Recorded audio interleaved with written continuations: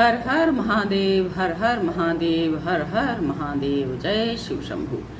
श्री गणेशाय नमः। श्रावण मास महात्म। आज 14वां अध्याय का पाठ करेंगे। श्रद्धापूर्वक श्रवण करें। नाग पंचमी व्रत का महात्म।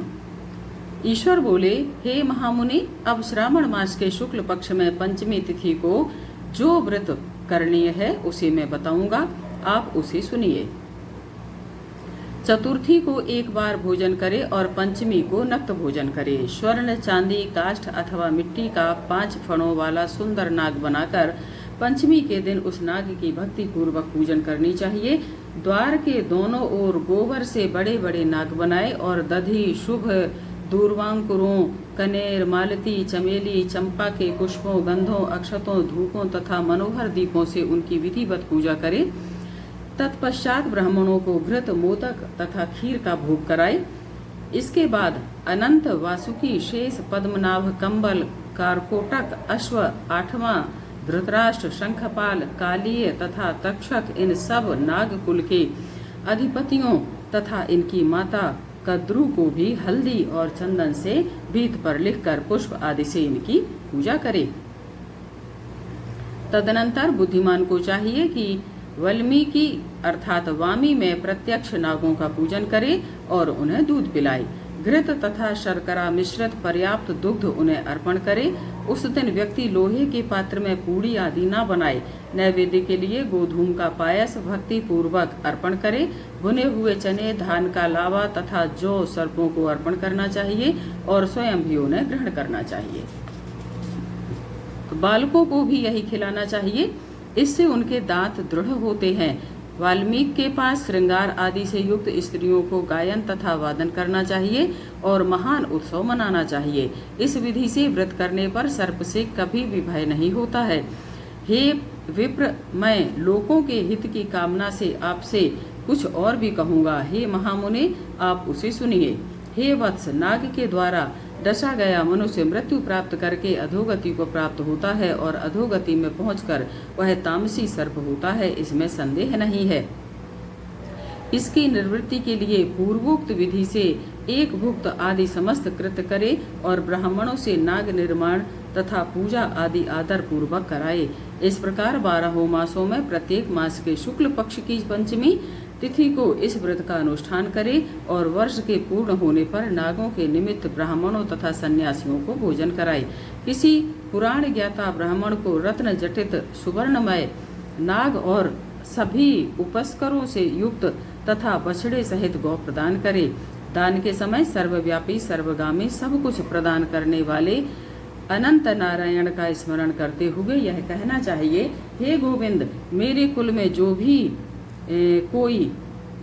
में जो कोई भी लोग सर्प से दंशित होकर अधोगति को प्राप्त हुए हैं, वे मेरे द्वारा किए गए व्रत तथा दान से मुक्त हो जाएं। ऐसा उच्चारण करके अक्षत युक्त तथा श्वेत चंदन मिश्रित जल वासुदेव के समक्ष भक्ति पूर्वक जल में छोड़ दें। हे मुनि सत्तम, इस विधि के व्रत के करने पर उसके कुल में जो सभी लोग सर्प के काटने से भविष्य में मृत्यु को प्राप्त होंगे अथवा पूर्व में मर चुके हैं, वे स्वर्ग गति को प्राप्त करेंगे।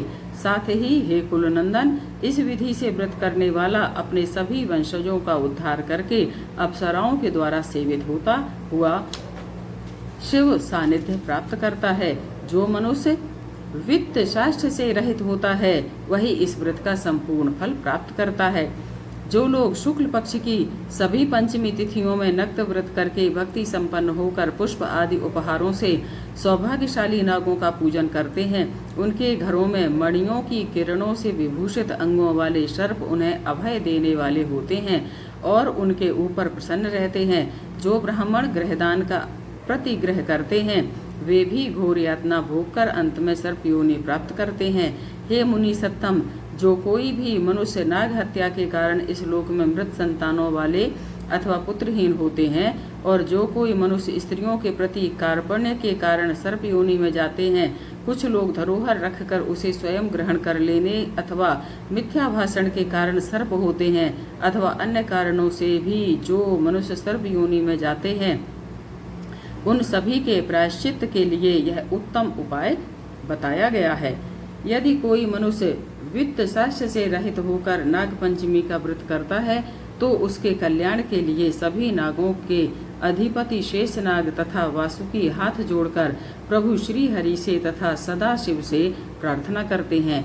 तब शेष और वासुकी की प्रार्थना से प्रसन्न हुए परमेश्वर शिव तथा विष्णु उस व्यक्ति के सभी मनोरथ पूर्ण कर देते हैं। वह नागलोक में अनेक प्रकार के विपुल सुखों का उपभोग करके बाद में उत्तम वैकुंठ अथवा कैलाश में जाकर शिव तथा विष्णु का गण बनकर परम सुख प्राप्त करता है।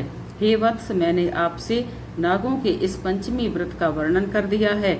इसके बाद अब आप अन्य कौन सा व्रत सुनना चाहते हैं उसे बतलाइए। इस प्रकार श्री स्कंद पुराण के अंतर्गत ईश्वर सनत कुमार संवाद में श्रावण मास महात्म्य में नाग पंचमी व्रत कथन नामक 14वां अध्याय पूर्ण हुआ। हर हर महादेव, हर हर महादेव। जय माता दी।